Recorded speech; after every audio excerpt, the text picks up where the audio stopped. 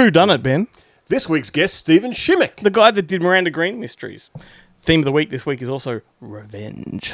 And what are the top 5 Richard Donner movies? I don't know. Gonna have to listen to find out.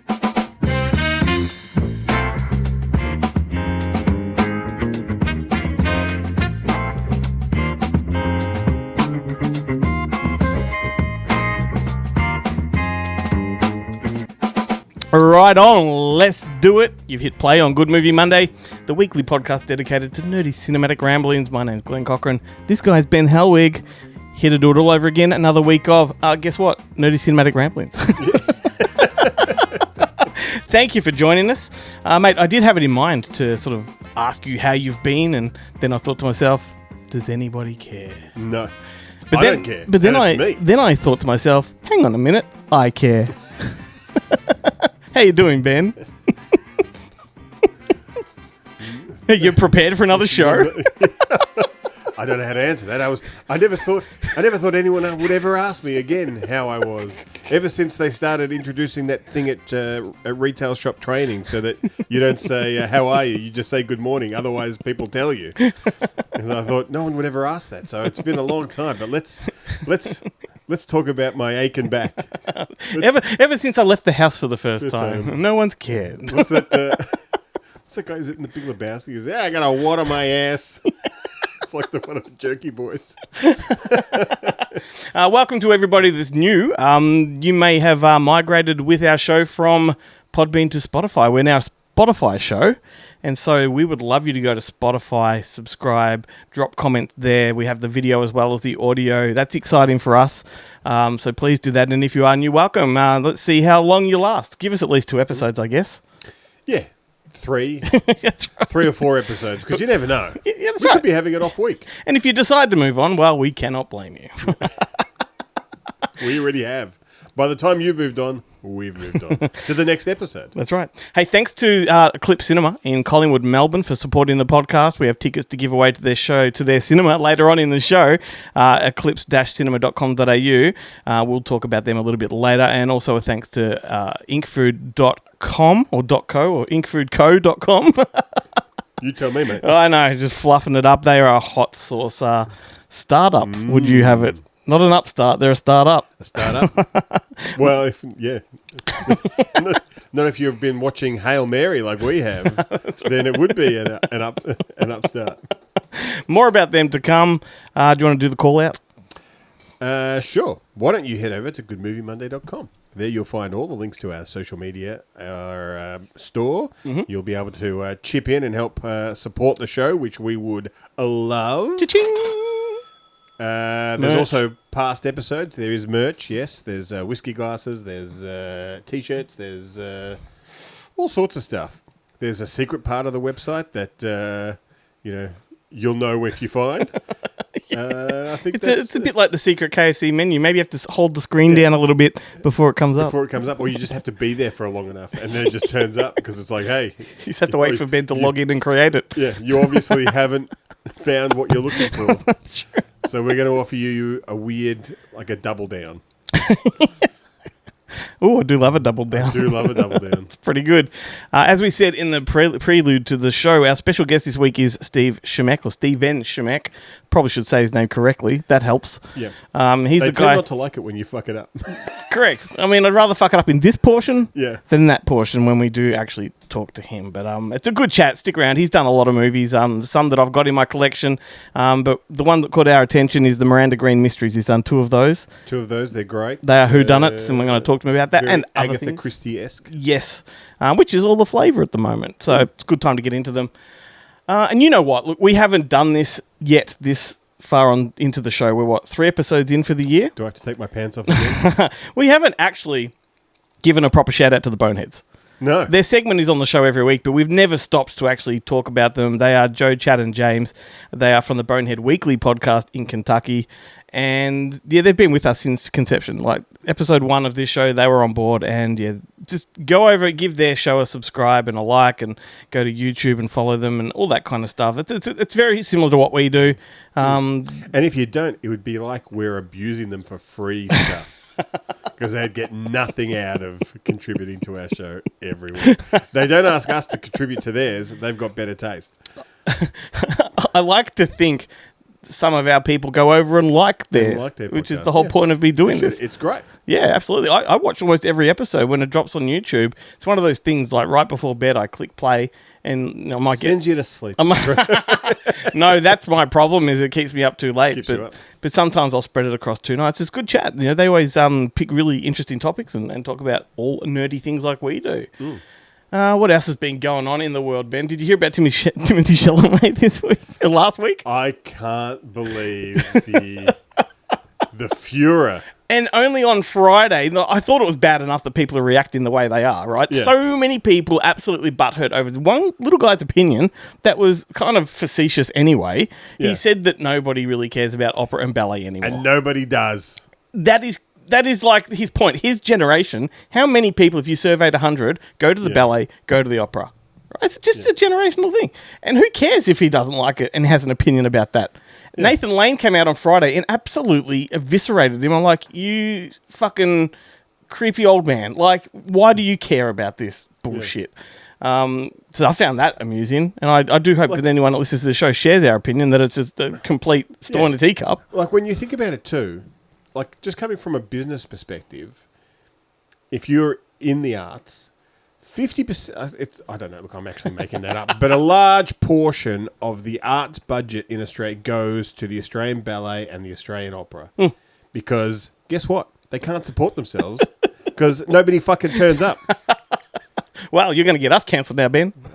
No, who gives a shit? That's right. I mean, the poor guy did preface it by saying no offence to the people that love it.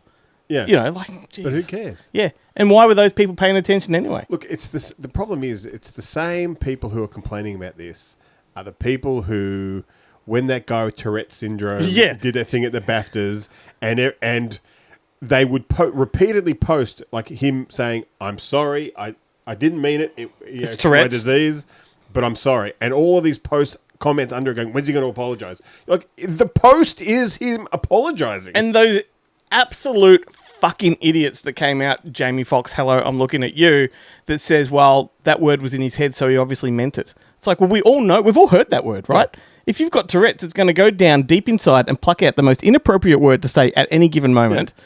And that word is a word we all have in our heads. Otherwise, we wouldn't recognize the word at all. Yeah. Anyway. The other thing that caught my attention this week, Ben, which I found like hilarious, is there's been a whole series of K-pop Demon Hunters live concerts going around, like at Rod Laver, those kind of things, big stadium events, and videos all over social media, TikTok and Instagram of people leaving early, how disappointed they were, they want their money back, blah, blah, blah. Like, it's a K-pop Demon Hunters concert. What do you expect? It's an animated movie. There is no actual band involved here. Yeah. Like... And I think that's all they got was like cartoons on screen with an orchestra or an actual band playing. Right. But what would you expect from a K-pop Demon Hunters concert? Like the ABBA 3D thing that's in the UK, right? I expected yeah. But how much of an idiot do you look like putting that shit into the world? Like how outraged we are that K-pop Demon Hunters, the concert, doesn't live up to the hype. Maybe what they should have done is what they do at Oakley Station Square when Bob the Builder comes out and it's just a guy in a big costume who mimes to things. Well, that's what I'm looking forward to K-pop Demon Hunters on Ice. That'll be great. I'm looking forward to their appearance on the cruise ship. Right. The cruise show. You know, Backstreet Boys and New Kids on the Block did a cruise together. Did a whole series of them for like 2 or 3 years in a row, and fans could go on a cruise with them for like I think it was 7 days at a time. Yeah, right. Maybe it was shorter. Maybe it was like 3 days at a time, so they could cram a whole lot of them in. But they would drink with you during the day. They'd put on like a show around the pool. Then at night they'd have the big concert, and you could line up and have photos. And yeah, right. Imagine if that who would that be for us? Like if we were going to make it a movie cruise, who would we idolize and want to be on a cruise with? That's a great conversation. Never meet your idols, right? Yeah, that's right. I was going to say Mel Gibson, except for that stuff, but it wasn't for that stuff. But if it was like him and Danny Glover... But what do you mean that stuff? That's popular opinion these days, isn't it? Well, it certainly is. What about Adam Sandler? We reenact that going overboard when he's going up the gangway. That'd be pretty good. Yeah, I mean, that'd be fun. Like he put on concerts every night with his songs and Oh, stuff. yeah, he's got enough of them to like have a concert every night. Yeah. Fantastic. You could have Billy Zane. So once again, we're reenacting that movie going overboard. He could run around and knock on your cabin door and go, "Hey, fuck me in the goat ass," and then and run off. There's a really old Adam Sandler reference for you. You could you'd have Kevin Nealon along for the ride. Yeah, get the whole crew. Yeah. Rob Schneider and that's all a huge those bitch. guys. Yeah. It's a shame Norm's gone because Norm would be great. Yeah, absolutely. He could be the guy behind the bar saying, "I shove this up your pee hole." Anyway, we went to the movies also this week. We sure did. There's 3 films we should talk about in cinemas. Okay. So we've got Cold Storage. New, I'm going to call it a splatter film. It's a love letter to splatter films. Yeah. With Liam Neeson and Joe Keery and a bunch of others that I can't remember their names off the top of my head. Written by David Koepp, like the Hollywood screenwriter behind the Jurassic Park movies. He's Mission Impossible. He did Stir of Echoes. Like, he's such a big deal. And for him to make this sort of, what I would say is a fairly modest budget indie kind of movie. Do you reckon he wrote it and then somebody optioned No, the script? it's based on his novel. He wrote the novel. He wrote the book. Yeah. So it wasn't like he was commissioned to, like someone said, "I'll pay you your $1 million fee to write me a splatter movie." It must just be what he's into. Yeah, personally. he wrote the novel and it's adapted from that. And what I've been reading is it's fairly accurate, fairly faithful. Well, it would be if you're adapting your own work. I might read the novel. Yeah. But talk about it like a gross, gloopy kind of movie, but it's not bloody. It's green goop. It's slimy like street trash. It's fluoro. it's a Last of Us fungus. Yeah, that's right. But there's got so many like delicious things in it. Vanessa Redgrave's in there, which is Liam Neeson's mother-in-law. I like that touch. Well, ex-mother? No, still mother-in-law because his wife died. I guess when they die, that you can never really get divorced for the I in-laws. officially looked that up and said, are they still your mother-in-law when your partner dies? The answer is yes. Yes. So I knew that when I wrote my review, I was accurate in what I was saying. Look, my only experience with them in movies is usually that when the wife dies, they try and steal the kids because they don't believe the father is capable of looking after them. No, instead, Liam Neeson went and made a movie with his son about her death. Yeah. Who else was in this? Kevin Bacon and Kira Sidgwick's daughter. I think Sosie Bacon is her name. She's in it, which is a nice little nod to Tremors, which is a like-minded kind of film. Yeah, there's lots of nice touches in this one. Very fun. It was a lot of fun. Like it was had a good amount of as you said, not gore, but splatter. Yeah. It had a fair amount of splatter. It had a lot of kills. It introduced a lot of characters to get killed, which was great. Characters that you didn't mind getting killed. Moves along like a freight train. Freight train. Yeah. There was some comedy in there. Like it was light horror entertainment. Kind of the kind of Army of Darkness type. Stuff that I used to love as a teen. Super fun. Yeah. It took me back to being a teenager, to be honest with you. We also saw, talking about taking us back, we saw Project Hail Mary. We sure did. And it was only midway through this film that you leant over to me and said, this is Flight of the Navigator. And for the rest of the movie, that is all I thought about. And all I could think of is Paul Rubens, round, round, get around. Like, imagine if that, because it's some... I don't want to give away anything. Don't give it away. But there is a point where one of the characters in the film has to have a computer translate for him and they pick a voice. Yeah. Like, imagine if they had chosen Paul Rubens' voice. Exactly. It could have at least been one of the options. Yeah. Could have been one of the options. I don't even know if, because it's based on a popular novel, I don't know, if there is any influence coming from Flight of the Navigator, but it certainly came across to us. Yeah. It's written by Andy Weir, who wrote The Martian, the book that... and he's got, Martian I think, an astrophysicist background, he knows the science. It's a bit like Arthur C. Clarke meets Flight of the Navigator, because it's very much a 2001, 2010 kind of thing. Very similar premise, with the plot. But it was a lot of fun. It's probably way too long for its own good. But I enjoyed it. Just over 2 hours and 15 minutes, I think. No, 2.5 hours. 2.5 hours. Yeah. It's a bit of a haul. And that's a long time for a movie that practically only takes place in one spot. That's a long time for a movie in IMAX, where the seats are almost Astor level and uncomfortable. And your eyes can only take so much. Yeah. And we're wearing the monster caps. Should we talk about Dolly? Yes. Dolly hit screens on Thursday past. Just gone, that's right. So this will have been its first week. What a banger of a slasher film. If you like movies like Texas Chainsaw Massacre and Humongous, I don't know why I haven't been talking about Humongous more. because it's such a great I wish I'd backwards, thought slasher. about that when I had to, punch out my review for this. But one thing I did say, and I opened with, was that so often films try to emulate and recapture the spirit of Texas Chainsaw, and this is one of the few that does. And I think it's owed to it being 16mm. I think it was filmed on. It's very low budget, Lo-fi, similar attitude. The only point of difference is this throws the gore at you as opposed to Chainsaw holding it close to its chest. Yeah. But yeah, like it's the first movie. Like I wanted to say X kind of matched it, but X was manipulated in post. Yeah. This actually filmed it like Chainsaw Massacre. Yeah, that's right. And it's a terrifying, visceral kind of experience. Yeah, and they waste very little. Okay, it is a bare bones setup, but that's all it needs. Yeah. But Sean William Scott turns up, Ethan Suplee, and oh my God, is it fun to see what happens to them? And I must say, I thought at first, I'm like, what a waste of Sean William Scott this movie's making. And then as you keep going, you're like, no. They've utilised it well. Yeah. Very well indeed. It's gross. It's grotty. Some of the things that this particular killer, Dolly, does to said victim, nurturing and pampering and cleaning up after. It's kind of gross and delicious for horror fans. Yeah, it's great. And look, fingers crossed. It hasn't happened yet. It's very much TBC. But hopefully we have the director, Rob Blakehurst, will appear on the show in a week or two's time. That'd be good. Much to talk about. Much to eat about. You fancy some chicken? Do I? Does this look like the guy who's ever said no to chicken? We've been talking for so long, Ben, it's probably cold by now. That's all right. We got the sauce to heat it up. It's a hot sauce, of course. One of our sponsors is Ink Food Co. And they are a startup. And they are kind enough to have sent us some prototypes. You can see them on my Hail Mary joke for you. We should start doing that. Start doing this. They've sent us some prototypes. You can see them in front of me. Some really interesting flavors. What sets them apart from the others is the creation with these sauces. The one we are actually partaking in today, which I should probably have some, is the Smoky Barbecue Death Bite. This is the flavor profile of this one is burnt onions, black garlic, and tomato with reapers, ghost peppers, and scorpions with a hint of smoke.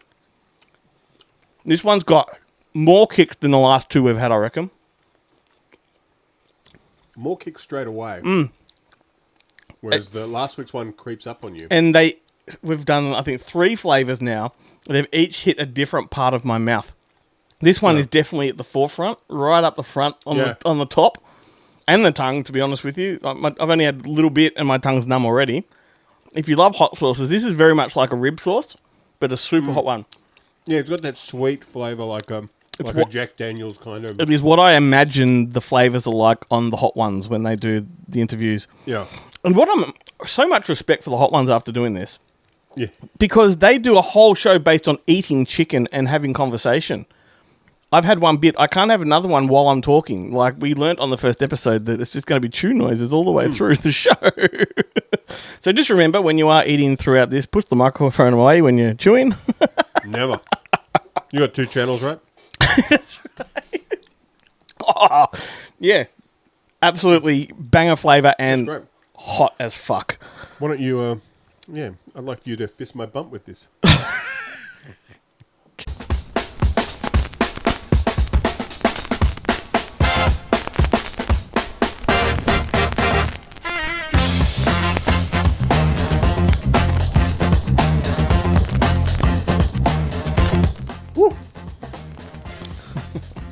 How you holding up there, Ben? That's my new favourite thing on the show. So once again, here we are at the theme of the week. Revenge, Ben. Revenge. So once again, also, without Google in front of you, like what would the first thing that comes to mind be if, someone said revenge movies? Oh, I was going to say, the first thing that comes to mind if you say revenge, and I said, the revenge this hot sauce is going to take. On my ass. That is true. Very, very well connected to the show. Well, look, the first one that springs to mind for me is Get Carter. Okay, it's one of my all-time favorite films, and it's just him traveling. He's a gangster, travels back to his hometown from London to Newcastle, to find out because his brother has died, and the circumstances of his brother's death is that he got drunk and rode his car off the road, but he knows that his brother hasn't had a drink in 20 years. So you work the same way I do, because what I do before every show, when I'm taking notes, before I put anything down, I go, what's the theme? And I go, first thing that comes to mind, I just make a note of that, so that that is the instinctual kind of choice. Mine is An Innocent Man, the Tom Selleck movie from 1989. A movie that, much like Dead Bang, it's one of those things I went to all the time as a kid. Yeah. And just absolutely adored it. F. Murray Abraham, and it's such a incredible revenge movie. It is the real reason I'm scared of going to prison. Yeah. The toilet scenes in that. Far out. You're like, there's not even stalls? Like, not even... No. And that was directed by Peter Yates. Peter Yates is, the other thing is bad enough. But bring Norm back into it. Yeah, bring me no. But the lack of respect of not having stalls. I do hope people listening are just absolute diehard movie buffs that know exactly what the fuck we're referencing at any given time, really. Yeah. You ever stop and think about what we're saying? We don't provide context. No. We just lay it out there and just expect you know what we're talking about. Yeah, and if you, it's like an Easter egg. It's like a little treat if you do, but it's like when you're a kid and you watch movies with adult things in it. You don't even notice that they're making dick jokes on. I also Play think School. If I was listening to us and I'm genuinely interested in the rapport we got and the conversation, and we start talking about stuff that I have no idea what the fuck is going on, I'd probably pause and go look it up. Yeah. So hopefully, what does that mean? Yeah. Anyhow, so let's talk about some revenge films. For me, I've just written down. Well, actually, the other thing that comes to mind is the 80s. I instantly go to the 80s when I think of revenge films. Maybe a crossover into the 90s, stuff like Fatal Attraction and even Black Rain and Commando. They're the kind of movies that I gravitated towards. But for the sake of this conversation, I've just listed a whole bunch of movies with revenge in the title. Oh, do you want to go through them before you go off any of yours? Yeah, sure. So you had Revenge, 1989, Tony Scott with Kevin Costner and Madeline Stowe. Revenge of the Nerds. I was going to say, please let Revenge of the Nerds be the next one. It's a great revenge movie. Revenge of the Ninja. Yep, what fucking banger. Great movie. And then you had Halloween 5, Revenge of Michael Myers. I was going to say, I hope the next week's theme is Enter, so then we can talk about Enter the Ninja. Then what we're going to do with number 3? Yeah, I don't know. Sorcerers. Yeah. Prey. Well, hot sorcerers. Yeah. Did you like that? I did. That was good. Excellent. That was a good bit. For those listening, he was a big nod of approval. Yeah. I'm going to look that up later. With Revenge of Michael Myers, was there revenge involved? No. Exactly. I don't think so. What a dumb title. Yeah. And you had, I love this one. If you've never heard of this, you must see it. It's Pauly Shore's film debut, Phantom of the Mall, Eric's Revenge. It's a great slasher movie. Look, I've never seen it. I've got it. Really good. But I've never seen it. I think you'd love it. Sisu, Road to Revenge, one of the more recent ones. Jaws, The Revenge. Yeah. The Shark gets revenge. Yeah, travels halfway across the world to get revenge. To warm waters. Yeah. Like, just outrageous. What about Porky's Revenge? Yeah. The ultimate revenge, that one. Ultimate revenge. Oh, my God. That's where you were disappointed with number 2, and then because it's got nothing to do with, sex and tits and shit like that, and then number 3 brings it right back on track. All back. And then the last one I got down was Nightmare on Elm Street 2, Freddy's Revenge, which I like because they changed the concept of what Freddy does, and the revenge made sense, Yeah. So I mean, it's kind of even the first one is about revenge. Yeah. Although because the townspeople get revenge on him, he's getting revenge on them by getting their kids. And then it's revenge of revenge. Yeah, which is, it's very meta. Yeah. So what do you got in your notes there, Well, Benjamin? the ones that kind of pop to mind for me. Look, the big one that I talk about on this show all the time is Steel and Lace. Which, once again, just in case this is the first time you're listening, Bruce Davidson's sister gets pack raped by a bunch of ne'er-do-wells who have rich families, so they get off, and she then climbs to the courthouse building and jumps off and commits suicide. So Bruce Davidson does what every good brother does. He goes home, he invents a sexy android who can track these men down one by one and kill them in bizarre Ginsu knife-esque ways. It's glorious. It's glorious. It is glorious. Vinegar Syndrome have put it out on Blu-ray. So and that's the one thing. Like, so many great revenge movies are based on rape. Well, that's because rape revenge. There's all these when we used to release them, lots of pictures. We have to think. oh, look, there's so much rape. Is this going to be offensive? And you're like, well, yeah, but you can't have the revenge Yeah, without the rape. Like you're like, the rape's just the first 10 minutes. Then the rest of it is brutal revenge. The other Die Hard with a Vengeance. I hope Spotify doesn't flag words. Yeah, we're in trouble. Die Hard with a Vengeance. Yeah, is a great it's revenge. vengeance. Yeah, it's which is another form of revenge. Yeah, but it's like, believe it, it's revenge. There is a subplot for making a bunch of money, but it's also, while I'm here, I'm going to get revenge on John McClane. The revenge is the cherry on top for killing my brother. History of Violence, Payback. Yeah, Payback's a good one. Kill Bill, it's all about revenge. Yep. Nobody. The Warriors, which didn't occur to me that it was kind of a revenge movie, but it definitely is. Yep. Because the whole reason they're running is to get revenge for the death of Cyrus. Mad Max. The Warlord. Mad Max. John Wick, of course. Yeah. Road to Perdition. Yep. A banger of a film. I watched that not too long ago. A Time to Kill. Yeah. Yeah, I'm glad they're dead, and I hope they burn in hell. We just blew out the sound with that one, with that worst Samuel L. Jackson. That's 3 Samuel L. Jackson movies in all of this. In this, yeah. Yep. But yeah, look, they were the kind of big ones that I thought of. Good stuff. What's the key ingredient for you for a good revenge movie? The rape.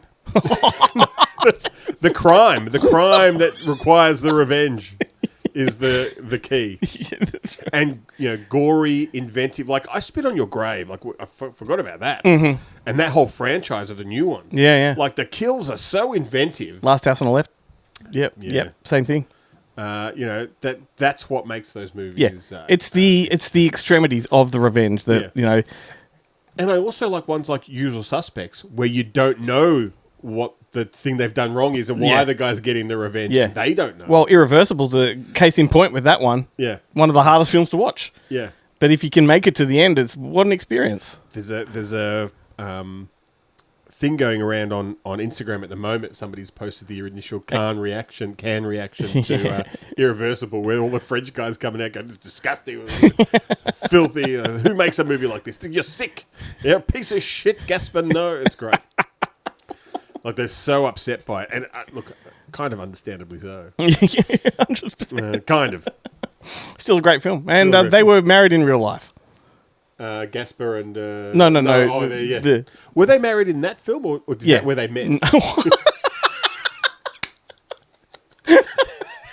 She wanted more. No, they were... It was Monica Bellucci and Vincent Cassel, and I think they were married at the time, which is what made that scene... possible for them to shoot the way they did. Yeah. Alrighty, let's do some. I've got some honourable mentions actually before we push on. Oh, okay, sure. Death and the Maiden. That's a favourite I talk about on the show a lot. That is a great movie. That is an ultimate revenge film. And is it the right revenge? Is it the revenge? Yeah. I've seen the stage play, which is phenomenal too. That I'd love to see. Who gives a shit about the theatre, Glenn? That's right. Yeah. I expect if I go, I'll be by myself. Yeah. Unforgiven. Yeah.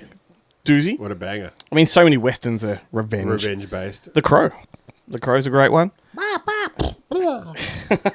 Carrie? Yeah. Carrie's a good one. Law Abiding Citizen and Death Wish.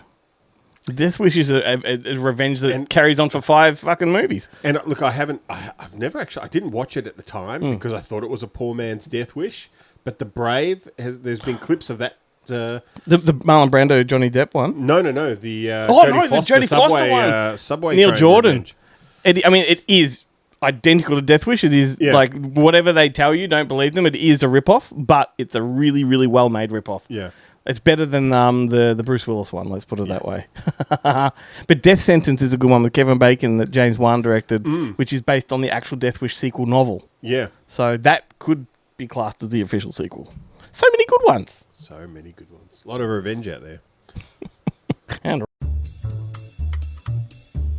welcome to Bonehead Weekly Fun Size. James, this week's topic is... revenge. And what's the best revenge film ever made, James? And I shall have it. Oh, it's Wrath of Khan. But once we get past the Wrath of Khan, James, would you like to go with your first pick? I'll go first. Yeah, there's an entire subgenre, and John Wick reignited, but I'm going to go with one that I saw in theaters. It's not one that a lot of people talk about. But after his best friend is killed and he's old and he does realizes he's not going to make a lot of more friends, this man decides that he's going to take out gang of punks that kill his friend. It's Harry Brown with Michael Caine. Yeah, It that's a good one. is just a old man revenge film, and it just is. You get to see Michael Caine go through all these different steps, and it's kind of grounded more in reality than a lot of action, a lot of the action revenge films. But I recommend it if you've not seen it. I was really hoping you were going to pick Get Carter so I could start the argument that Sylvester Stallone did it better. Well, when Sylvester Stallone remakes Harry Brown, which by the way, if he does, I'll also see it in theater. We can do it. All right. Next up, Not Lovable. Would you want to go? Yeah, let's keep the game rolling, guys. Charlie Sheen, Young Guns. 3 weeks in a row. Gotta keep going. Is Young Guns? It's I a revenge honestly film. don't remember most of the plot of Young Guns. Are you serious right I now? haven't seen it in 40 years. I mean, I remember that is it over the farm or they're all working for the rancher or something? They're all working for a rancher And played then by Malcolm McDowell. And I didn't remember. Malcolm McDowell's in that? I forgot. Wait, is it Malcolm McDowell? No, it's I didn't know Terrence Malcolm- Stamp. It's Terrence Stamp. I didn't think Malcolm McDowell was in that. Okay. I am so sorry. Yeah, they're these guys who are getting a second chance by working under Terrence Stamp. Then a bad man comes and kills Terrence Stamp, and they all go to get revenge. It's the plot of the movie. So yes, I had to keep the ball going with Charlie Sheen and talking about Young Guns. Two of these are two of my favorite movies. One won an Academy Award, and one didn't because of COVID. But I will just say the one, and I've got to pick one of my favorite westerns of all time, and Clint Eastwood's masterpiece, Unforgiven. It has everything about the human condition in it to me, in just sparse lines. I don't deserve this. Deserves got nothing to do with it. To me, it almost sums up living. And just that 2 cents. It's written by one of the writers who also worked on the Blade Runner adaptation. And the story goes that Clint Eastwood wanted to age into the role, but we kept coming back to it and rewriting it, and it would just get worse or do it again and not quite. And he finally and I'm so sorry, I can't remember the writer's name. I should look it up right now. It said, no, I'm just going to do it word for word, just like you wrote it. It doesn't get any better. That's what it is. That's the story. Matt Damon's been telling this story because he said when he was doing Invictus, he kept writing it and just came back to the original. And he goes, yeah, that happened to me on a movie. And I was like, what, Clint? And he told him the story, and he's, oh, yeah, he told him like it was nothing, but it was Unforgiven. And I just think it's damn near one of the most perfect Westerns of all time. Do we have any honorable mentions? The only reason he feels that way is because Joe is a failed pig farmer. I didn't fail. Real quick, I Spit on Your Grave, The Last House on the Left, The Loved Ones, and Straw Dogs. The Hunt. Honorable mentions. Chad? There's too many. I'll stick with Young Guns. We could literally spend weeks talking about revenge movies. This has been Bonehead Weekly Fun Size. Fire, burn! Fire, burn! Fire, burn! Bigfoot fucking burn!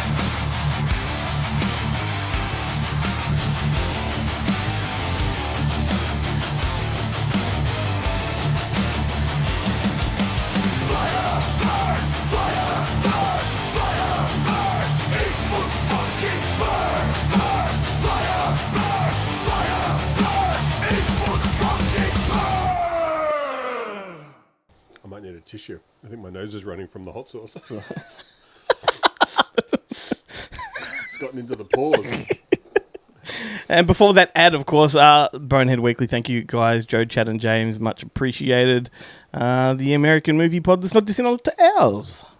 Go like their show, all that kind of stuff. Got some cinema tickets to give away. As I said, Eclipse Cinemas, based in Melbourne, in Collingwood, have 2 tickets to give away. You got to live in Melbourne, or you got to be visiting Melbourne at the time. All you have to do is go to our website, goodmoviemonday.com, hit the Contact Us tab. Let us know you want tickets. If you're the first one to do so, you'll get them. We'll hook you up with a couple of double passes, and Bob's your uncle. You can pick your session too, so that's exciting. Go see Dolly. It's not playing there. Eclipse Cinemas, or is it? Is it? No, it's not. Okay, well. No, it's only playing. It's playing at some selected Village outlets and Cinema Nova. Yes, but if you go to eclipse-cinema.com.au, you can find out what they got playing. You can choose what one you want to see. They're probably playing Cold Storage. Possibly. Probably go see that. They do memberships, gift vouchers, private bookings, so you can hire it for yourself and have a party, a movie watch party or something like that. That'd be fun. We should do that. We should have a bit of a Good Movie Monday watch party if you want to come. That'd be fun. Yeah, so thank you. What movie would we play? Oh, I've been thinking about this actually because I haven't even pitched this to you off mic. I'm like, we should do like a Good Movie Monday, maybe a double feature or just a one-off, like a one movie. We just got to maybe think of a movie that we have drummed up repeatedly on the show. Steel and Lace. There you go. We're done. That's it. Come along. Watch this space. Anyway, should we talk to Stephen Shimek? Let's do it. Got an interview with him. Like we said, he directed the new Miranda Green Mysteries movies, Invitation to Murder and Murder at the Embassy. They are both available on DVD and digital, so we highly recommend you watch them. And if you do love a good Agatha Christie Knives Out style of, movie, these are actually a lot better than I had anticipated going into them. Yeah. Yeah, so let's do it. I want to say it's the OC meets Agatha Christie, but that's not doing it any kind of service. It's not really the OC, even though they star Michelle Barton, but she's really good. Like she's better than you might anticipate. But it is, and they are set. These movies are set in the 30s and 40s. So if you're a fan of that period, for sure, definitely worth watching. Let's do it. Ladies and gentlemen, may I present Miss Miranda Green? Good evening, Ambassador. Everyone? What brings you to Cairo, Miss Green? I was very easy to find back home, especially by the press. She made headlines when she solved the Lewis Findlay murder. How did you solve it? I always had an absolute memory. Nobody likes to know it all. I shall secure the premises for the evening. Good man.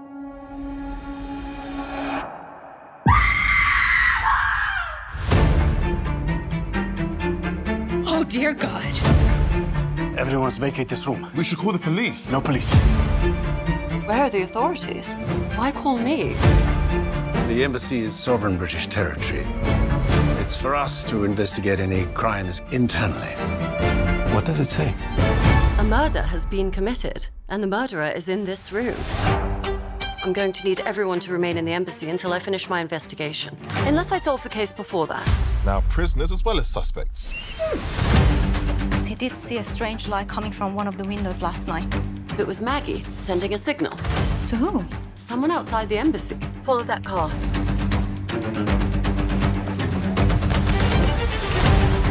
Where on earth did you find this? It came from Maggie's suitcase, which was taken from her home by the person who chased me all over Cairo for it. The British embassy was infiltrated by a German national. Nazis in Egypt. The desert hides many secrets, Madame Miranda.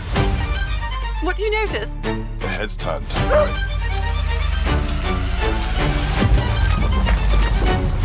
Well, no turning back now, I suppose. I don't yet know who to trust. This will be dangerous. Are you calling me a liar? I'm not a killer. Careful, Miss Green. Shining a light on truth is how we find a path to justice. So you do smile? Tell no one.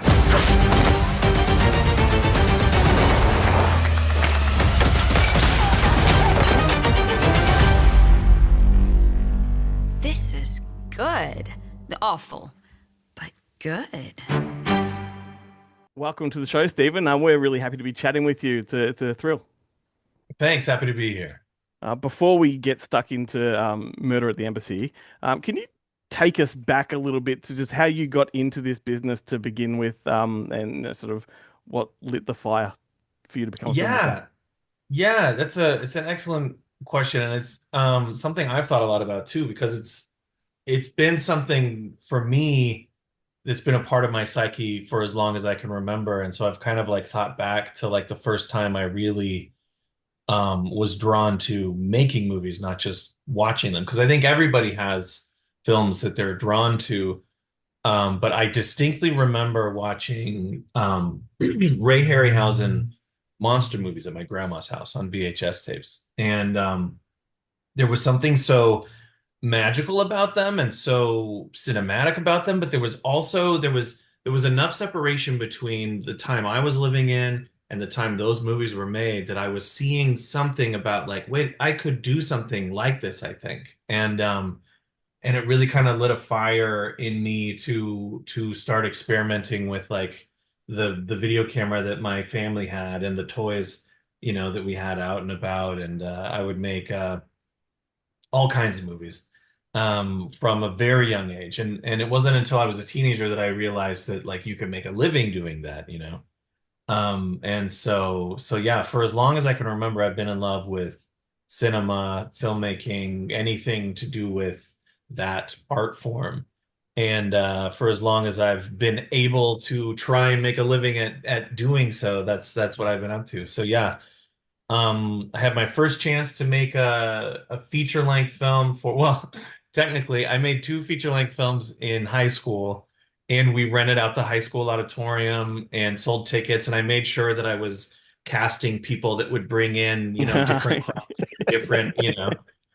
And so there was that was kind of like this entrepreneurial spirit about like, yeah, maybe if you build it, they will come. And after that, an opportunity arose for me to direct a dragon movie, a fantasy film, for a very small amount of money, but it seemed like a lot of money to me at the time. And so I just dove right into that without realizing how impossible it was going to be. Is that Dragon Hunter? I think I've got that Yes. somewhere behind me here. Oh, Yeah. you do? I reckon. Well, it's quite a collection, but I'm honored to be in there. Yeah. I think I've got like Canine Adventures in there as well. Oh, phenomenal. Because I was in the prep for this, I was looking at your work. I'm like, man, you've directed far more movies that I probably have or recognize. Like, for example, I had this aside. I didn't know you directed Maze. Yes. I love this movie. We shot that movie in my hometown. Wow.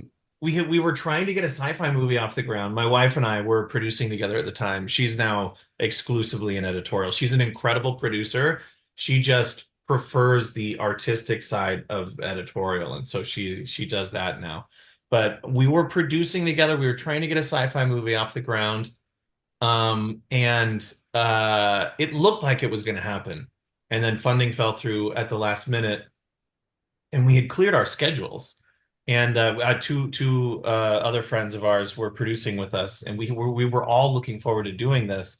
And then it just kind of like evaporated. And so Christy, my wife, was like, you know what? Let's just make a horror movie real quick. And we all got together and brainstormed like, what can we do? Single locations. Because we were in the habit of getting together and pitching ideas. And we would all give each other like different rule sets and like limitations and like, okay, if we're going to do it like this, then what do you do? And so we just did another one of those, and we all came to the table with what's a single location horror movie we could do. And Corn Maze was something that I threw out there. I wanted to do ghosts, but slasher seemed more like accomplishable given the resources available. So then we workshopped that around. And this movie, it's incredible to me that you have it and you've seen it and you own it. Just because to me, it was like a movie that never should have been able to succeed. We went so quickly that we had a 70-page script, which is you should never start shooting with a 70-page script. But we were like, just trying to do something, and we're young and dumb and everything.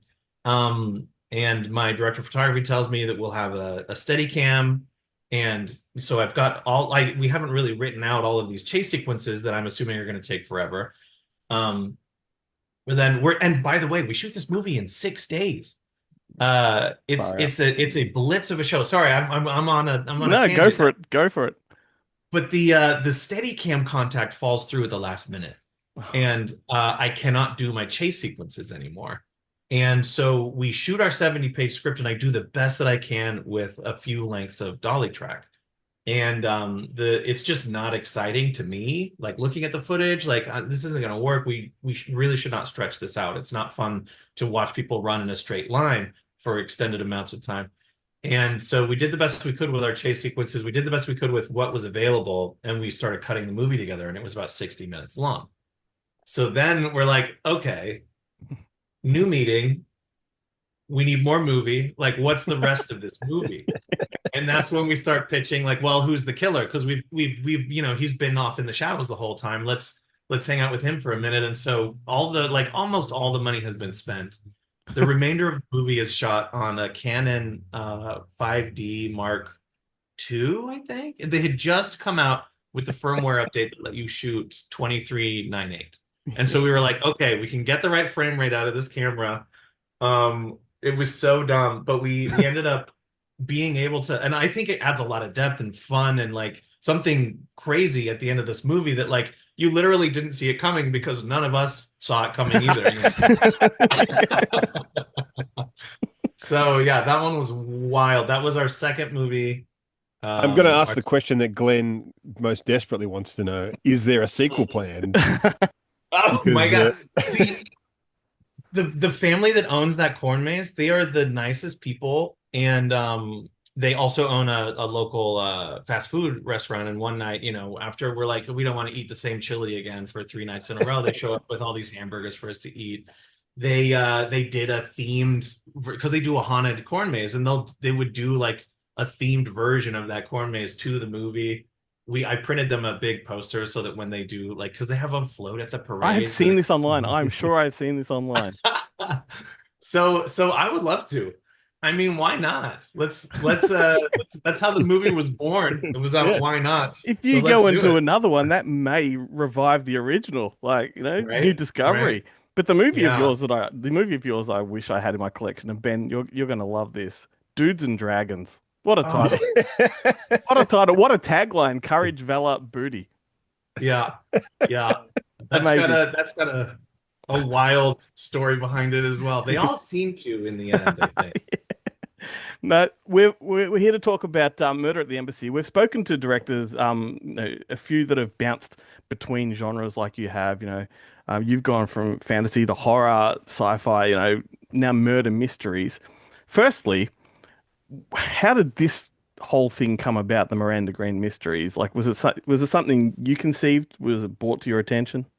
No, this was the baby of Ace Entertainment is where it originated. Jerome and Sebastian, the executive producers over there. So they have been distributors for a really long time, and then they started producing their own films. And so when they reached out to a producer to help with the logistics of getting these movies made, they ended up reaching out to me, because the first movie that they got off the ground was a movie about a kid that finds a discarded robot, and they become friends and go on an adventure. And I had already made a movie about a kid whose future self built a robot dog that went back in time to help him like save the world. So it was kind of like, you've done almost this exact movie already. Will you please help us with this one? And so we became good friends. We worked really well together and just made kids movies for a while. Mm-hmm. And then when Ace had been trying to transition into more adult titles for a while, and the Miranda Green franchise started to get some traction. And so they reached out to me, and I was desperate to do something that didn't have kids or animals in it, let alone like something that's in that like thriller genre.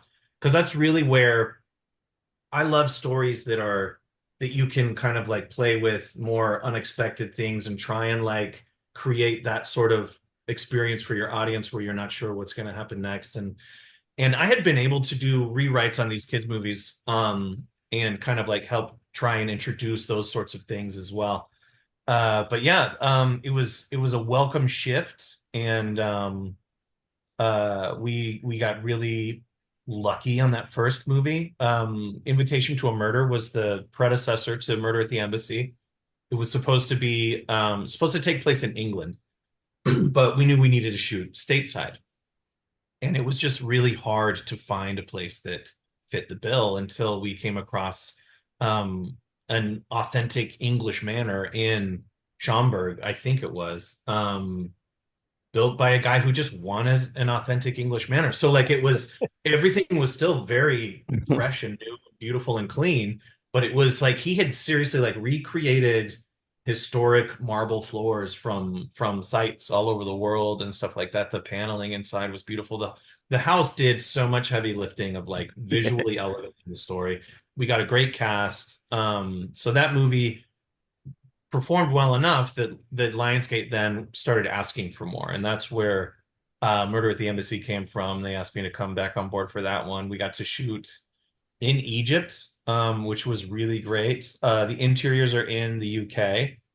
But we got I'm trying to think. I think the shooting schedule was insane. Mhm. But we did get, I think, at least 5 or 6 days in Egypt. So again, the vistas, the locales, it was doing a lot of that heavy lifting for like bringing some authenticity and beauty to the movie. Yeah, But you're talking to two guys that really do love this genre, and we were watching it and texting each other back and forth at the time, both saying that this Murder at the Embassy is, even better than the original one. Like they've I'm so really glad to hear it. elevated this one. If there's something, Yeah. there's an authenticity, and it must be the Egypt locations and whatnot that just really sold it. They also gave me a little bit more leeway with the script this time around. Because of the scale of what they were trying to accomplish and the script that they had given us. I had a bit of a reputation at the time for making a lot of script changes on the other movies. And I remember the very first email I got with the script. It said, "We're very happy with the script." And that is code for don't change anything. So, but when they would come out and visit set because they're very interested in making sure that these things are going well and they could see what we were struggling with and why. And they were very open to me being able to take more of a leading role in kind of shaping or at least altering the story to help fit what our production is going to be able to accomplish and maybe help elevate different elements within the story itself. So like I do feel um like I'm partial to the second one too, but maybe just because it's the last one that I did.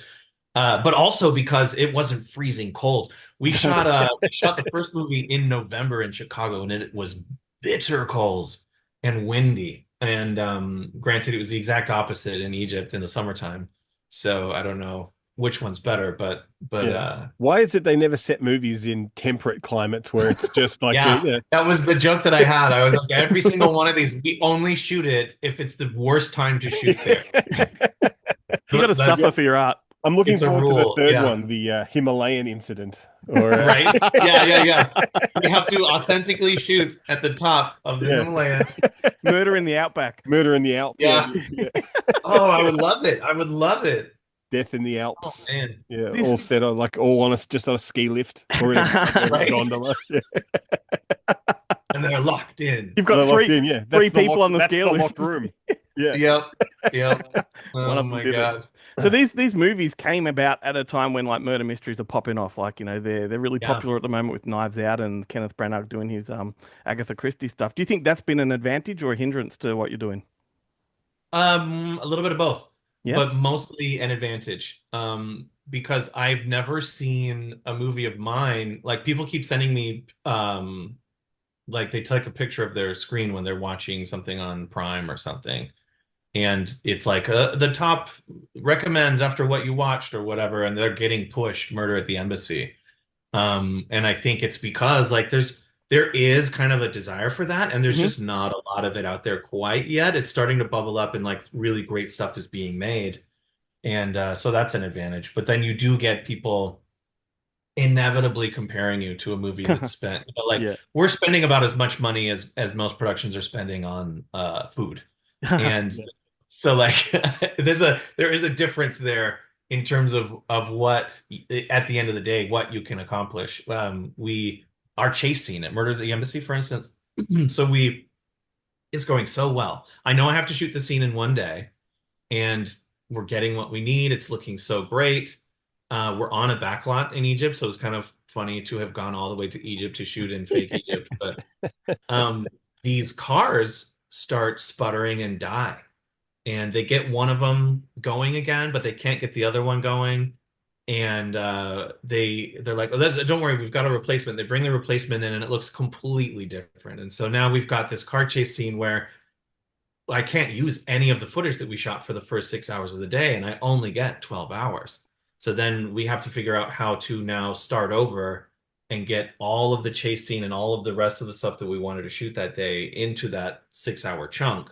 And those are the kind of things that I feel like you're up against. You don't realize sometimes, like, well, isn't it just like, set up the camera, and if you've got a good eye, then it's going to look nice. And it's like, well, sometimes there are things beyond equipment, beyond lighting, beyond locations and actors. It's just like the logistics of we couldn't afford to continue shooting or push the chase scene off to another day when we can get these cars figured out or whatever, you know? So it's like, there's always, I like to say directing is kind of, there's the vision element, there's the perseverance element, but like really at its core, if you want to get really good at it, you have to learn how to compromise intelligently because it's coming for you. And if you don't know how to like make the call of like, this is going wrong, that's going wrong, how do we get from point A to point B now in a satisfying way without feeling like we've sacrificed something, you know?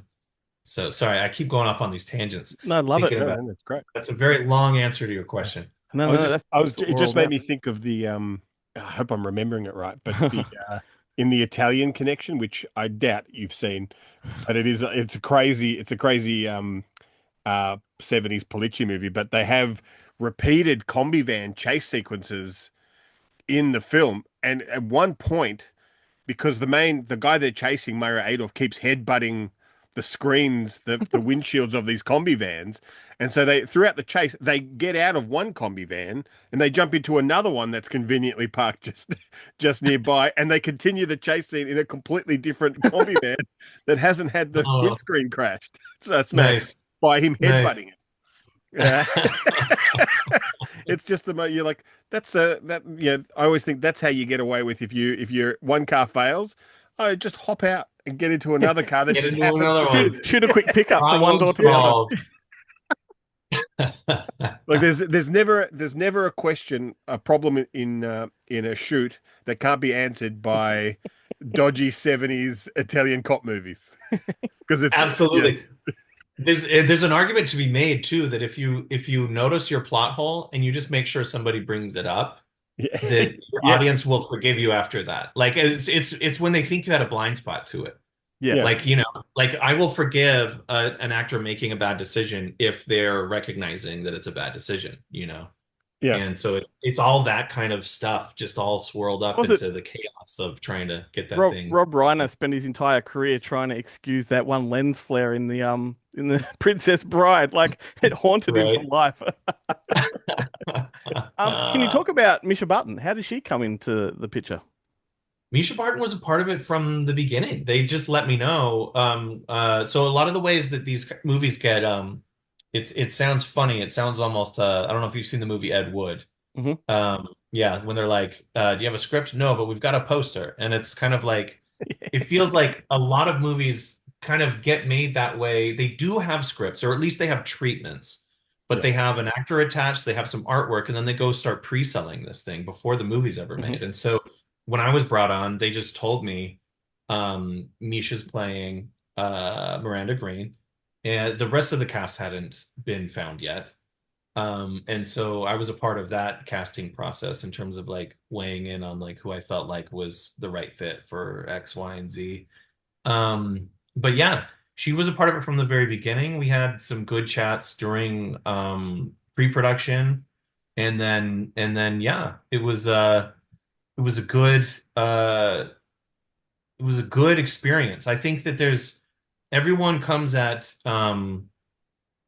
performance and acting and everything with different what they bring to the table that's unique. And I think something that Misha brings to the table that's really great is she's able to breathe a lot of likability into a character that is fairly off-putting sometimes. You know, she's constantly offending people and stuff, but she finds ways to help you feel some sympathy for her and still root for her and want her to succeed. And so I think that's kind of a, you know, a little bit of a magic ingredient that she's able to bring to the table. It doesn't hurt that she's basically, most of the time when she does it, she's calling out people who are being hypocritical or right. She's a great character. Yeah. She's a great character. Yeah. She plays it so well. She just calls people on their lives. It's true. It's like yeah. I was like, that's weird because and does can you answer this question, which is a weird one? But she's born in the UK. The first thing I ever saw her in was Notting Hill, where she plays the little girl. So does she actually have an English accent, or is she? She does not. And that was something she was very much involved in trying to make sure it sounded correct. And she had a dialect coach that she was working closely with, which I thought again was unique because it's like if you grew up there, but she spent so much time in the States, there is no English accent there. And so, you know, she wanted to be positive that like, especially for the period and where she feels like, you know, she needs to be from, because for a small island, there are so many English accents, you know?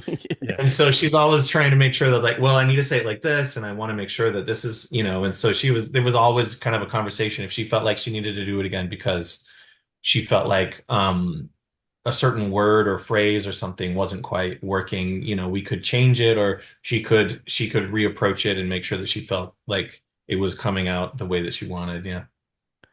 Is there an art to telling these stories without giving it away? Like when you're shooting, are you constantly thinking, have we revealed, too much? Yes. Yes. And in fact, so that was something early on, I flagged in the script. I was like, okay,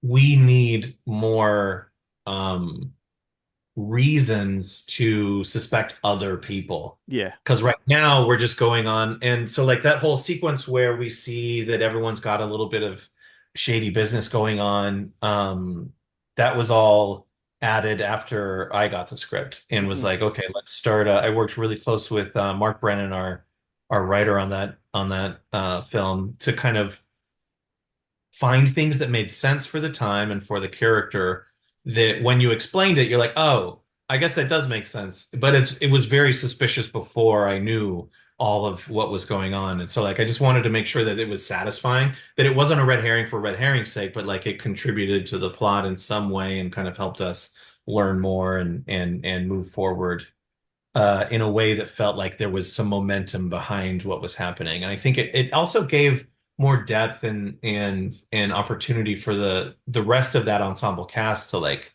be involved in the stakes somehow. You know, like if someone's career was being impeded by this or that and those sorts of things. So yes, it's an art as much as it is a craft, you know, like you get under the hood of that thing and you make sure that like nothing's raising any concerns, and then you make sure that it like actually looks pretty when you're Yeah. done. So Yep.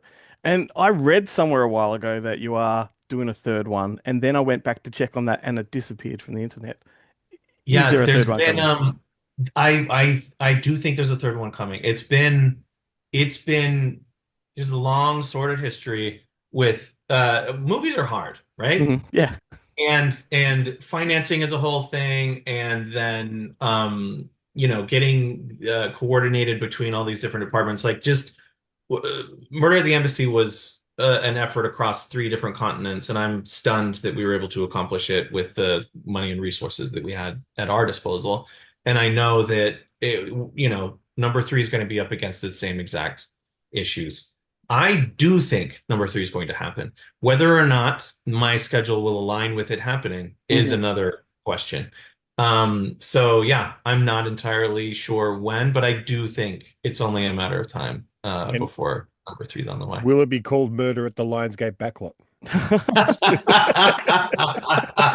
You know, if I had my druthers, I would shoot it in Cairo again. My gosh, that was a good experience. It was the dollar goes so far there that we had more crew members than I've ever had on a set before in my life. And I remember being on a backlot in Cairo and realizing that we needed to turn around. And we had already met several times about all the angles we needed. And this was just a moment where I was like, oh no, we're going to need to look this way. And there is nothing there, because like the backlots are just, they look beautiful, but there's nothing there. There's no set dressing. There's no props. There's no people. And my production designer was like, no problem. And literally, I felt like it was maybe 10 minutes later, it was completely filled with art. And that sort of thing is such a luxury that I'm not used to having. Yeah. And so, yeah, I would shoot in Cairo again in a heartbeat. Well, Those guys are great. I think the tax incentives are pretty good down here too. I mean, of course. They've got an and our dollar NCIS is- Sydney, don't they? Yeah, that's right. There was a time I almost got to shoot in Australia on Joey and Ella, and then the Australian bit got cut, so it didn't work out. Oh, bugger. Oklahoma is where we shot that movie in the end. Maybe one day. In Oklahoma. Maybe Yeah. one day. Very similar. Very Oklahoma and Australia, very similar. Well, So- didn't Yeah. they shot the ranch for Superman Returns down here? Like, Oh yeah, that's true. there's all kinds of things you could do. Anyway, Yeah. But, because if you team up with the Aussies, you get a 40% rebate from the Australian government. There's all sorts of great incentives to. We should do it. I'm in. set it I'm up. in. Yeah. I don't know what it is. I love nothing more than like seeing international directors come here and make sort of content that has an Australian flavour. So Yeah, And we yeah, have- absolutely. We have one, I believe, one African American actor in Australia who is it everything? every single American production that comes and shoots here, he is in somewhere. Like he's in Dora the Explorer, he's in like a bunch of these movies, and you're like, oh, it's that guy again. Like he must. Yeah, That's job security right there. yeah. That's, oh man. Oh man, well, Stephen, thank you so much for making time for little old us. We love these movies, and we really chuffed to be talking to you about them.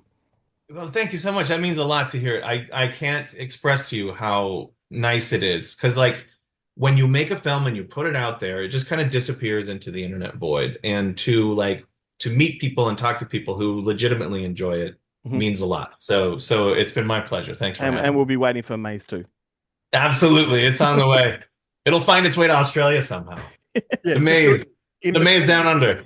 Yeah, while you're waiting for Murder 3 to eventuate, We'll crank another maze out. Yeah, or you do that. What's that cheeky thing where you use the part of the budget? Like, I'll just take a little bit of the budget and shoot it simultaneously with the same cast, just on their off days. Let's just go You've solved it. Yeah, That's the answer. let's go make maze too. We've Just have a trampled portable maze. We've trampled all over my cut point. That's my one job on this podcast. Glenn. That's right.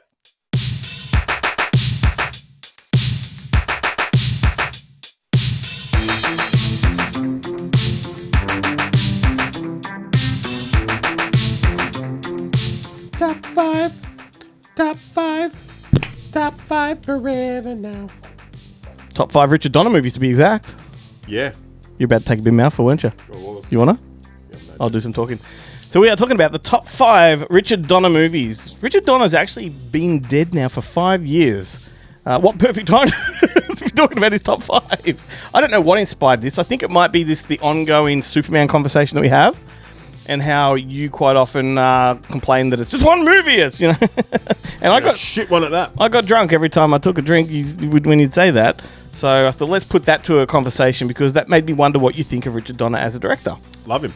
Excellent. So I'm going to go through a list of all the films he's directed. Oh, okay. And then we can discuss what our own personal top 5s are. Okay. Not necessarily his best, just our favourites. I'll continue eating this. Yeah. Hot sauce. I'm not even going to give the years. Let's just say it starts from 1961 and goes all the way through 2006. So he had X-15, Salt and Pepper, Lola, The Omen, Superman 2, which his director's cut did not come out until more recently, Inside Moves, The Toy, Lady Hawk, The Goonies, Lethal Weapon, Scrooged, Lethal Weapon 2, Radio Flyer, Lethal Weapon 3, Maverick, Assassins, Conspiracy Theory, Lethal Weapon 4, Timeline, and 16 Blocks. Now, there are movies in there that I would just instinctively say they are Ben movies. Whether they actually made your top 5. Can I have a guess if these are movies that you love or don't love? Sure. No. See if you can guess. Yeah. The movies of his that I love that didn't make my top 5. I left one out. Oh, no, I didn't. There it is. The movies of his that you love that didn't make the top 5. Oh, that's tricky. Okay. Scrooged. Correct. Excellent. Yeah. And Radio Flyer. Never seen it. Tell you what, I watched that relatively recently, just knowing this was coming up. And I'd seen it back in the day. I really liked it a lot more now as an adult than I did then, but it is a heavy goddamn movie, because it's all about domestic child abuse. And these two kids that the best kind of child abuse. I hate it when it's there, not from these the same two family. little kids that create their own little fantasy to escape right. it. It's very much like Sucker Punch, where they created the fantasy and went off into it. It's kind of that It's good. Elijah Wood and that little kid from Jurassic Park. I can't remember his name. Joseph something. Yeah, right. Not Ariana Richards. The girl. And I couldn't guess another one, mate. Maybe Omen? Yeah, I've never actually seen The Omen. Oh, my God. Yeah. Interesting. Oh, let's just go through our top 5. Okay. Do you want to go first, or do you want me to, or should we go one at a time? Okay. Should we do I've done these ones. I've actually done these in order. Me too. All right. All right, you going from 5 to 1? Let's go 5 to 1. Okay. I'll go Lethal Weapon 4, number 5. Right.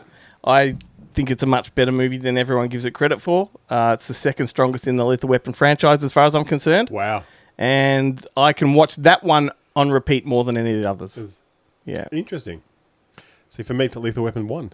Oh, wow. There we go. That's my number 5. Yeah, and that is it's a banger. I was so disappointed when we, back in the old podcast franchise, we talked about Lethal Weapon with Jarrett, myself, and Sean Crawford, and they both really don't like the franchise, and it just disappointed me so much because they didn't let me know that before we did the episode. And so I spent the whole episode gutted. Absolutely gutted. So my number 4 is Lethal Weapon, the first one. Yeah, right. So 2 of them made the top 5. That's good. It's got Mr. Joshua, man. Al Leong's in it. Yeah, it's so good.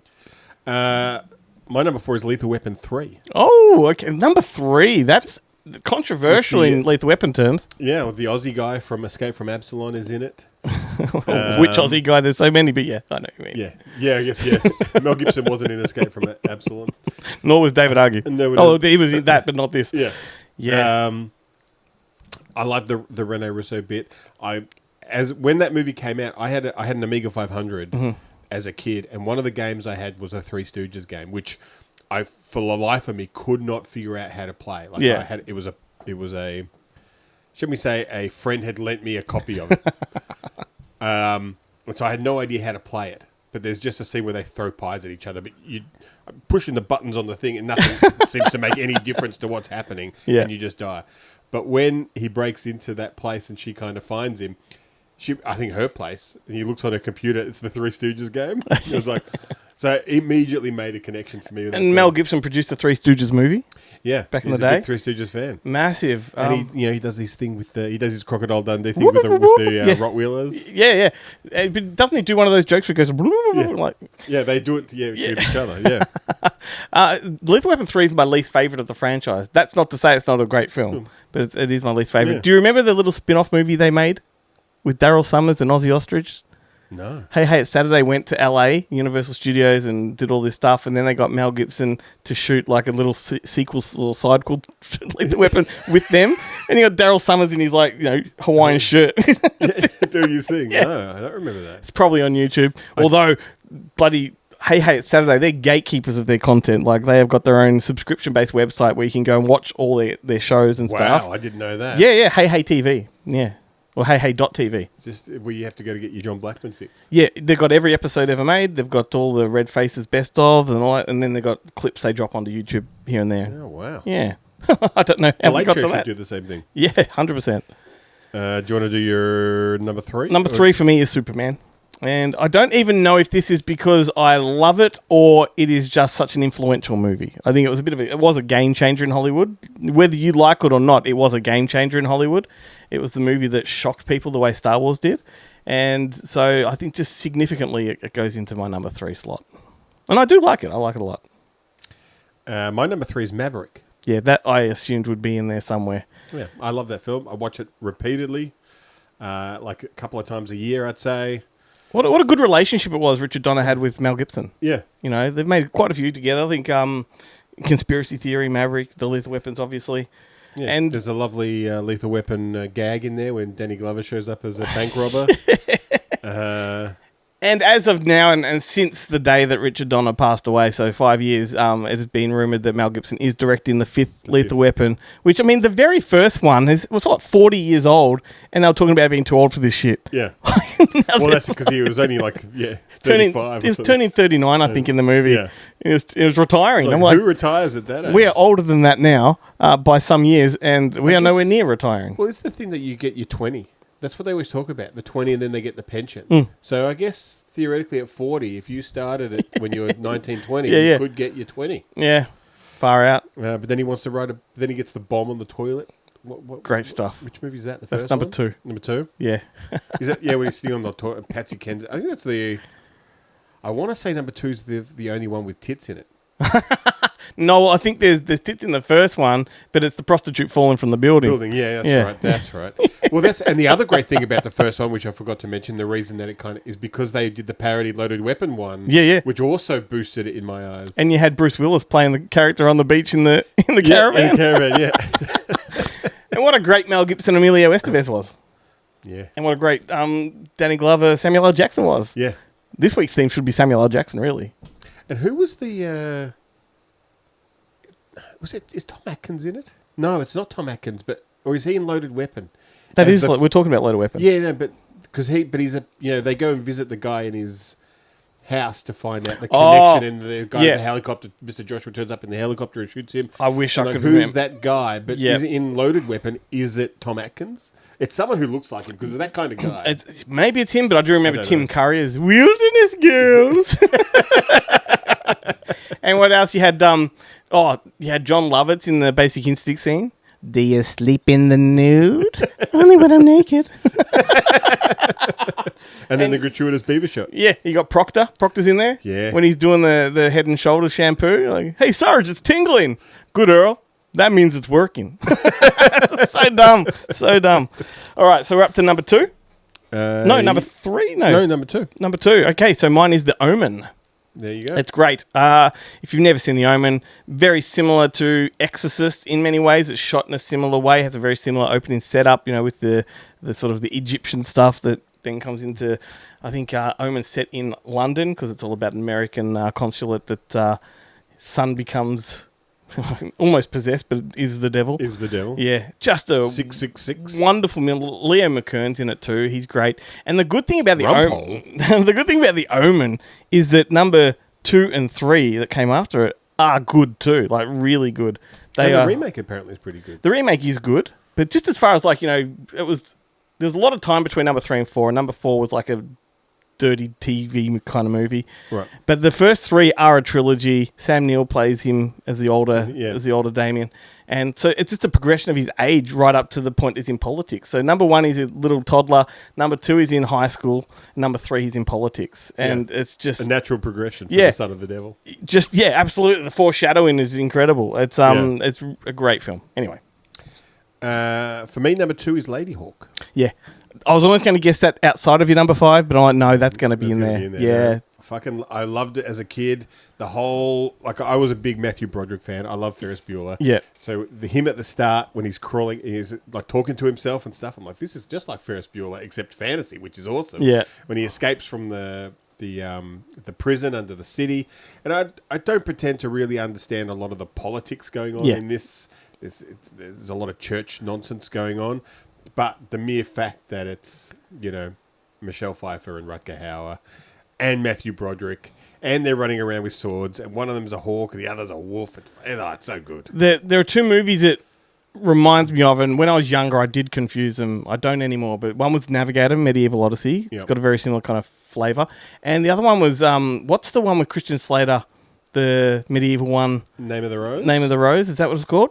Yes, that one. Yeah. For some reason, as a kid, I'd confused them all. I think it's because Christian Slater, Matthew Broderick, both teen actors doing these sort of roles. Yeah. And they would have been on TV, and I just didn't know which one was which. But yeah. Yeah. That's a good one. Yeah. I mean, we've already proven that he's got a very diverse kind of style. Like, he can kind of go into any genre. I'm going to go out on a limb here and guess that our number 1 is the same. Goonies? Yeah. Yeah, 100%. That is the best thing he's ever done. Yeah. It is ageless.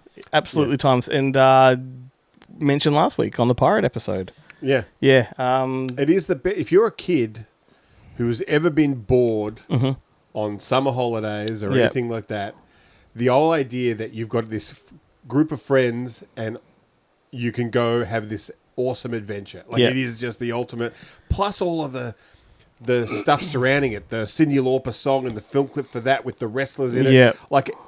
It's just this pitch perfect at the right time. Yep. I was the right age. It's just a magnificent Spielberg, film. Chris Columbus, Richard Donner, like it is just a marriage made in heaven. Yeah. Everything about it for sure. Launched the careers of so many. Josh Brolin, like, you know, of all people.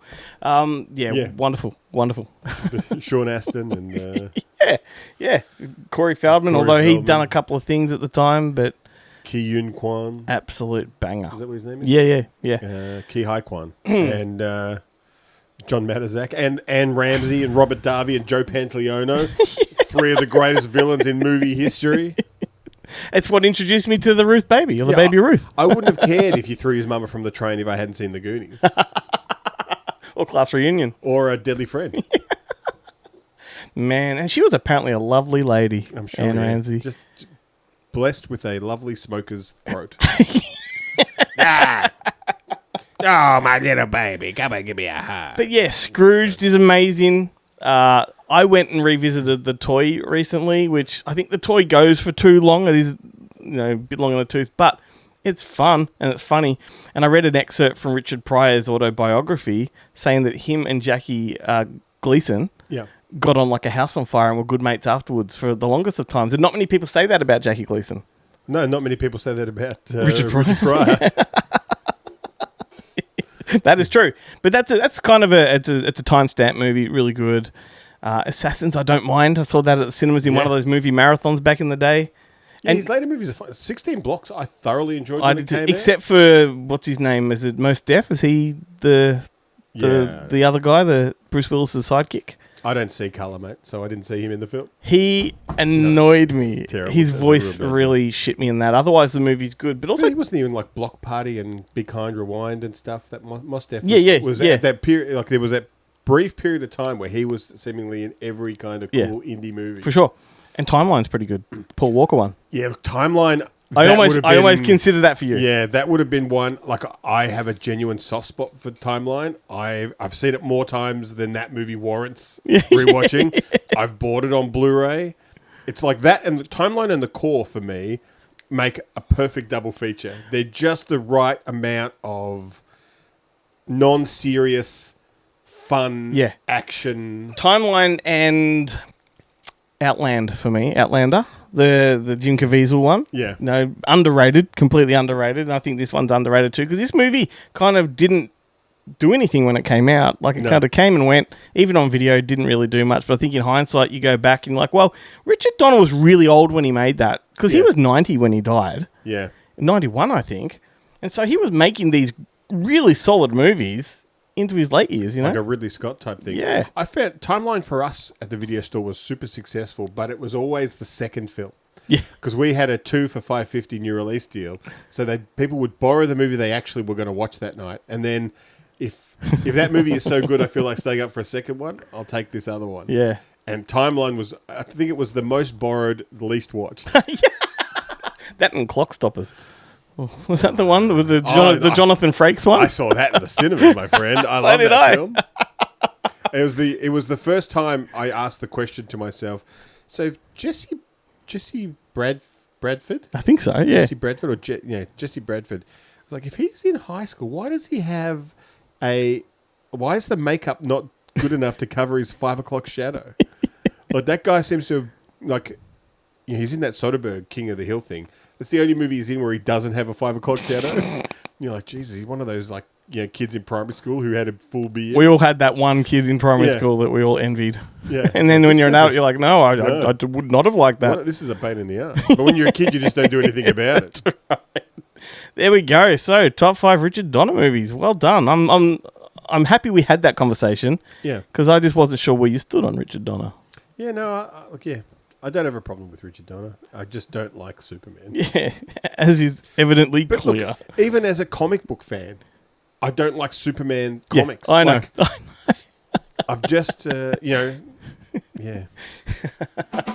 Brings us to the end of an episode, Ben. And if you're playing that drinking game... They're not here. They're on the floor. Yeah. They passed out. They stopped listening. Thank you for listening. Go to goodmoviemonday.com. Give us some love on socials. We'd appreciate it. Don't forget Spotify. If you don't listen to us there, make that your new home for Good Movie Monday. It drops obviously every Monday morning. You can comment there. You can watch the videos. You can do the audio, whatever you like. It's interactive, so we do appreciate that. It'll help with our bolstering our position on the platform because we are new to it. But I guess that's it for this week. Until next week. Until next week. I'll get my revenge. That's a lame way to end the show. All right.